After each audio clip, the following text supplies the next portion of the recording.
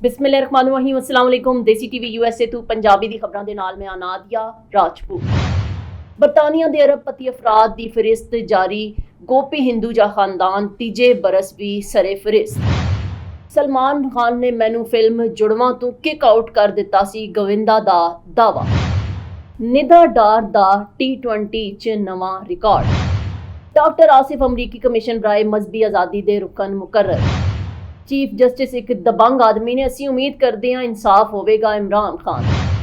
ਬਰਤਾਨੀਆ ਦੇ ਅਰਬਪਤੀ ਅਫਰਾਦ ਤੋਂ ਮੁਤਲਕ ਸੰਡੇ ਟਾਈਮਜ਼ ਨੇ 2024 ਦੀ ਫਹਿਰਿਸਤ ਜਾਰੀ ਕਰ ਦਿੱਤੀ ਹੈ। ਲੰਡਨ ਤੋਂ ਮੀਡੀਆ ਰਿਪੋਰਟ ਦੇ ਮੁਤਾਬਿਕ ਗੋਪੀ ਹਿੰਦੂਜਾ ਖਾਨਦਾਨ ਇਸ ਫਹਿਰਿਸਤ ਵਿੱਚ ਤੀਜੇ ਨੰਬਰ ਤੇ ਵੇ ਤੇ ਹਿੰਦੂਜਾ ਖਾਨਦਾਨ ਦੀ ਦੌਲਤ ਵਿੱਚ 2 ਬਿਲੀਅਨ ਪਾਉਂਡ ਦਾ ਇਜ਼ਾਫਾ ਹੋਇਆ। ਮੀਡੀਆ ਰਿਪੋਰਟ ਦੇ ਮੁਤਾਬਿਕ ਹਿੰਦੂਜਾ ਖਾਨਦਾਨ ਦੀ ਦੌਲਤ ਦਾ ਤਖਮੀਨਾ 37.2 ਬਿਲੀਅਨ ਪਾਉਂਡ ਹੈ। ਮੀਡੀਆ ਰਿਪੋਰਟ ਦੇ ਮੁਤਾਬਿਕ ਲక్ష్ਮੀ ਮਤਲ ਖਾਨਦਾਨ 14.92 ਬਿਲੀਅਨ ਪਾਉਂਡ ਦੇ ਨਾਲ 8ਵੇਂ ਨੰਬਰ ਤੇ। ਮੀਡੀਆ ਰਿਪੋਰਟ ਦੇ ਮੁਤਾਬਿਕ 20ਵੇਂ ਨੰਬਰ ਤੇ ਡੈਨਿਸ ਜਾਨ ਨੇ। ਵਜ਼ੀਰ ਆਜ਼ਮ ਰਿਸ਼ੀ ਸੋਨਕ ਤੇ ਅਕਸ਼ਤਾ ਮੂਰਤੀ 651 ਮਿਲੀਅਨ ਪਾਉਂਡ ਦੇ ਮਾਲਿਕ ਨੇ। ਰਿਸ਼ੀ ਸੋਨਕ ਤੇ ਉਹਨਾਂ ਦੀ ਅਹਿਲੀਆ ਦੀ ਦੌਲਤ ਵਿੱਚ 120 ਮਿਲੀਅਨ ਪਾਉਂਡ ਤੋਂ ਜ਼ਾਇਦ ਦਾ ਇਜ਼ਾਫਾ ਹੋਇਆ ਹੈ। ਮੀਡੀਆ ਰਿਪੋਰਟ ਦੇ ਮੁਤਾਬਿਕ ਸ਼ਾਹ ਚਾਰਲਸ ਦੀ ਦੌਲਤ 10 ਮਿਲੀਅਨ ਇਜ਼ਾਫੇ ਤੋਂ 610 ਮਿਲੀਅਨ ਪਾਉਂਡ ਹੋ ਗਈ ਹੈ। ਮੀਡੀਆ ਰਿਪੋਰਟ ਦੇ ਮੁਤਾਬਿਕ ਗੁਜ਼ਸ਼ਤਾ ਬਰਸ ਦੀ ਨਿਸਬਤ ਅਰਬਪਤੀ ਅਫਰਾਦ ਦੀ ਤਾਦਾਦ ਵਿੱਚ ਕਮੀ ਹੋਈ ਹੈ। ਗੁਜ਼ਸ਼ਤਾ ਬਰਸ ਅਰਬਪਤੀ ਅਫਰਾਦ ਦੀ ਤਾਦਾਦ 171 ਸੀ, ਜਿਹੜੀ ਹੁਣ 165 ਹੈ। ਬਾਲੀਵੁੱਡ ਦੇ ਸੀਨੀਅਰ ਅਦਾਕਾਰ ਤੇ ਕਾਮੇਡੀ ਫਿਲਮਾਂ ਦੇ ਹਵਾਲੇ ਤੋਂ ਸ਼ੋਹਰਤ ਰੱਖਣ ਵਾਲੇ ਗੋਵਿੰਦਾ ਨੇ ਇੱਕ ਵਾਰ ਫਿਰ ਦੱਸਿਆ ਕਿ ਉਹਨਾਂ ਨੂੰ ਸਲਮਾਨ ਖਾਨ ਨੇ ਕਿਹਾ ਕਿ ਉਹ ਫਿਲਮ ਜੁੜਵਾ ਨਾ ਕਰਨ ਤੇ ਮਰਕਜ਼ੀ ਕਿਰਦਾਰ ਉਹਨਾਂ ਨੂੰ ਦੇਵਣ। ਹਾਲਾਂਕਿ ਇਸ ਵੇਲੇ ਤੱਕ ਫਿਲਮ ਦੀ ਸ਼ੂਟਿੰਗ ਵੀ ਸ਼ੁਰੂ ਹੋ ਗਈ ਸੀ।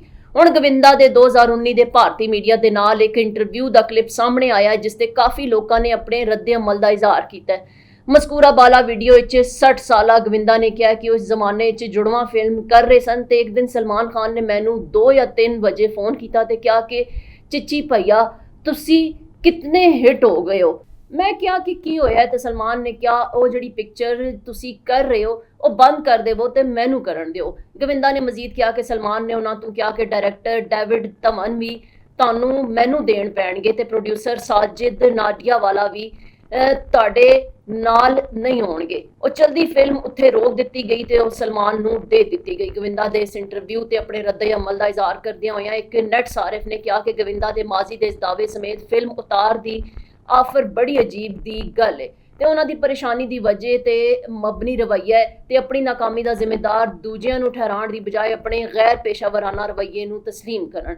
ਇੱਕ ਹੋਰ ਸਾਰਿਫ ਨੇ ਕਿਹਾ ਕਿ ਸਲਮਾਨ ਨੇ ਗੋਵਿੰਦਾ ਨੂੰ ਫਿਲਮ ਪਾਰਟਨਰ 2007 ਵਿੱਚ ਇਸ ਵੇਲੇ ਕਾਸਟ ਨਹੀਂ ਕੀਤਾ ਜਦ ਕੋਈ ਵੀ ਉਹਨਾਂ ਦੇ ਨਾਲ ਕੰਮ ਕਰਨ ਨੂੰ ਤਿਆਰ ਨਾ ਸੀ।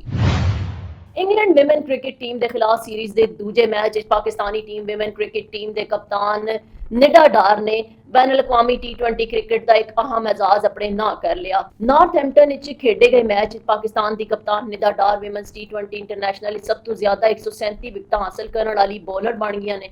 ਨਿਦਾ ਡਾਰ ਨੇ 137ਵੀਂ ਵਿਕਟ ਹਾਸਲ ਕਰਨ ਦੇ ਬਾਅਦ ਆਸਟ੍ਰੇਲੀਆ ਦੀ ਮੈਗਨ ਸ਼ੋਰਟ ਦੀ ਵਿਕਟਾਂ ਦਾ ਰਿਕਾਰਡ ਤੋੜਿਆ, ਜਿਹੜਾ 136 ਹੈ। Pakistani American doctor Asif Mahmood America ਦੇ ਆਲਮੀ ਕਮਿਸ਼ਨ ਬਰਾਏ ਮਜ਼ਹਬੀ ਆਜ਼ਾਦੀ ਦੇ ਰੁਕਨ ਮੁਕਰਰ ਹੋ ਗਏ। ਕਮਿਸ਼ਨ ਦੀ ਰਿਪੋਰਟ ਅਮਰੀਕੀ ਸਦਰ ਕਾਂਗਰਸ ਦੇ ਮਹਿਕਮਾ ਖਾਰਜਾ ਲਈ ਅੱਖਾਂ ਤੇ ਕੰਨਾਂ ਦਾ ਕੰਮ ਕਰਦੀ ਹੈ। ਡੈਮੋਕ੍ਰੈਟ ਡਾਕਟਰ ਆਸਿਫ ਮਹਿਮੂਦ ਦਾ ਤਾਲੁਕ ਖਾਰੀਆਂ ਤੋਂ ਹੈ। ਉਹ ਤਵੀਲ ਅਰਸੇ ਤੋਂ ਕੈਲੀਫੋਰਨੀਆ ਦੇ ਰਿਹਾਇਸ਼ੀ ਨੇ। ਡਾਕਟਰ ਆਸਿਫ ਅਮਰੀਕਾ ਦੀ ਨਾਇਬ ਸਦਰ ਕਮਾਲਾ ਹੈਰਿਸ ਹਿਲਰੀ ਕਲਿੰਟਨ ਦੇ ਇੰਤਹਾਈ ਕਰੀਬ ਸਮਝੇ ਜਾਂਦੇ ਨੇ। ਵਾਜ਼ੇ ਰਵੇ ਕਿ ਡਾਕਟਰ ਆਸਿਫ ਮਹਿਮੂਦ ਤੋਂ ਪਹਿਲਾਂ ਪਾਕਿਸਤਾਨੀ ਅਮਰੀਕਨ ਖਿਜ਼ਰ ਖਾਨ ਵੀ ਇਸ ਕਮਿਸ਼ਨ ਦੇ ਰੁਕਨ ਰਹੇ ਨੇ। ਬਾਨੀ ਪੀਟੀਆਈ ਇਮਰਾਨ ਖਾਨ ਨੇ ਕਿਹਾ ਕਿ ਚੀਫ ਜਸਟਿਸ ਇੱਕ ਦਬੰਗ ਆਦਮੀ ਨੇ, ਸਾਨੂੰ ਉਮੀਦ ਹੈ ਕਿ ਇਨਸਾਫ ਹੋਵੇਗਾ। ਜੰਗਲ ਦੇ ਬਾਦਸ਼ਾਹ ਨੇ ਸਾਰੇ ਨਿਜ਼ਾਮ ਤੇ ਕਬਜ਼ਾ ਕੀਤਾ ਹੋਇਆ ਹੈ। ਇੱਥੇ ਉਹੀ ਕਾਨੂੰਨ ਹੈ ਜਿਹੜਾ ਜੰਗਲ ਦਾ ਬਾਦਸ਼ਾਹ ਕਹਿੰਦਾ ਹੈ। ਸਾਰਾ ਨਿਜ਼ਾਮ ਝੂਠ ਤੇ ਮਬਨੀ ਹੈ। ਆਮ ਆਦਮੀ ਦਾ ਨਿਜ਼ਾਮੇ ਇਨਸਾਫ ਤੋਂ ਇਤਮਾਦ ਉੱਠ ਚੁੱਕਿਆ ਹੈ। ਝੂਠ ਨੂੰ ਬਚਾਉਣ ਲਈ ਜੱਜਿਸ ਤੇ ਮੀਡੀਆ ਤੇ ਦਬਾਅ ਪਾਇਆ ਜਾ ਰਿਹਾ ਹੈ। ਇਹ ਲੋਕ ਸਿਰਫ ਇੱਕ ਆਦਮੀ ਤੋਂ ਇਸ ਕਦਰ ਖੌਫਜ਼ਦਾ ਨੇ ਕਿ ਇਸ ਦੀ ਤਸਵੀਰ ਨਸ਼ਰ ਕਰਨ ਤੋਂ ਵੀ ਲਰਜ਼ ਉੱਠਦੇ ਨੇ। ਸ਼ਾਹ ਮਹਿਮੂਦ ਕੁਰੈਸ਼ੀ ਤੇ ਪਰਵੇਜ਼ ਇਲਾਈ ਜੇ ਵੱਡੇ ਸਿਆਸਤਦਾਨ ਅੱਜ ਕਹਿ ਦੇਣ ਕਿ ਤਹਿਰੀਕ ਇਨਸਾਫ ਛੋੜ ਰਹੇ ਨੇ ਤੇ ਜੇਲ੍ਹ ਤੋਂ ਨਿਕਲ ਜਾਣਗੇ, ਫਾਰਮ 47 ਵਾਲਿਆਂ ਚੋਂ ਕੋਈ ਮੁਜ਼ਾਕਰਾਤ ਨਹੀਂ ਕਰਨਗੇ। ਗੁਜ਼ਸ਼ਤਾ ਰੋਜ਼ ਪੀਟੀਆਈ ਦੇ ਮਰਕਜ਼ੀ ਮੀਡੀਆ ਡਿਪਾਰਟਮੈਂਟ ਨੇ ਅਡਿਆਲਾ ਜੇਲ੍ਹ ਤੋਂ ਬਾਨੀ ਚੇਅਰਮੈਨ ਇਮਰਾਨ ਖਾਨ ਦਾ ਖੁਸੂਸੀ ਪੈਗਾਮ ਜਾਰੀ ਕੀਤਾ, ਜਿਸ ਵਿੱਚ ਬਾਨੀ ਪੀਟੀਆਈ ਨੇ ਕਿਹਾ ਕਿ ਜਿਸ ਤਰ੍ਹਾਂ ਤੋਂ ਪਾਕਿਸਤਾਨ ਵਿੱਚ ਡੰਡੇ ਤੇ ਜਮਹੂਰੀਅਤ ਚਲਾਈ ਜਾ ਰਹੀ ਹੈ, ਜਮਹੂਰੀਅਤ ਦੀ ਤਜ਼ੀਕ ਹੈ।